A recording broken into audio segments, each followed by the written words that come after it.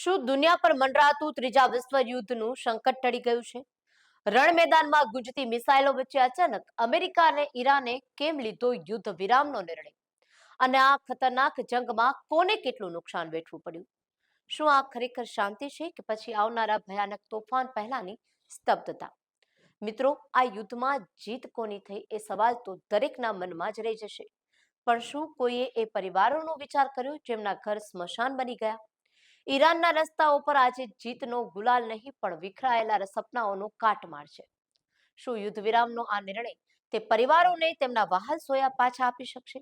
હાલ પૂરતા આ યુદ્ધ વિરામ વિશે વાત કરીએ તે પહેલા અમારી ચેનલને લાઈક, શેર અને સબસ્ક્રાઇબ કરવાનું ચૂકશો નહીં. અત્યારે હાલ પૂરતા આ યુદ્ધ વિરામ પાછળ વિનાશનો જે ગંભીર રિપોર્ટ સામે આવ્યો છે. 8 એપ્રિલના રોજ એટલે કે આજે જ્યારે યુદ્ધ વિરામની જાહેરાત થઈ છે ત્યારે નુકસાનનો હિસાબ જુઓ. યુદ્ધ વિરામનું કારણ ઈરાને સ્ટ્રેટ ઓફ હોર્મુઝ બંધ કરવાની ધમકી આપી, જેનાથી વૈશ્વિક તેલ સંકટ સર્જાયું.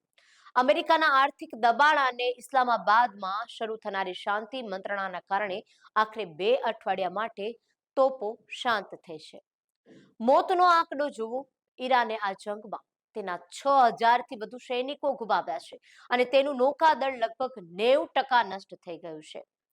ટ્રિલિયન ડોલરનો ધુમાડો થયો. પેન્ટાગોન મુજબ અમેરિકાએ માત્ર થોડા જ અઠવાડિયામાં 18 અબજ ડોલર એટલે કે આશરે 1.5 લાખ કરોડ મિસાઇલો પાછળ વેડફી નાખ્યા.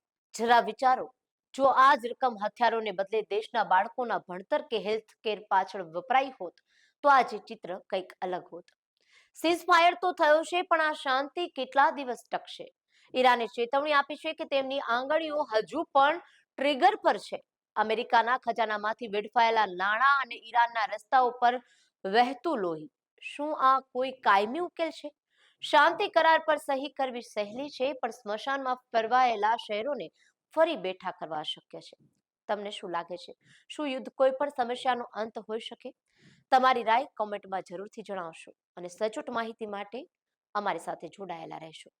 આપના પોતાના પ્લેટફોર્મ લલકારને લાઈક કરો, ફોલો કરો, સબસ્ક્રાઇબ કરો અને શેર કરો.